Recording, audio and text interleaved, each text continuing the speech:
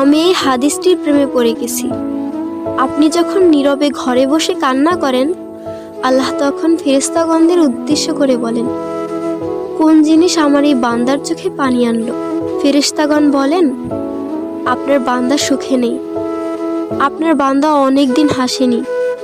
এই বলে ফেরেশতাগণ কান্না করতে থাকেন এবং আল্লাহকে বলেন, হে আমার রব, আপনি জানেন আপনার এই বান্দার হৃদয়ে কি রয়েছে, অতএব আপনি তার জন্য সবকিছু সহজ করে দিন। আল্লাহ বলেন, আমার এই বান্দা এমন কিছু জীবন থেকে হারিয়ে ফেলেছে যা সে অধিক ভালোবেসেছিল।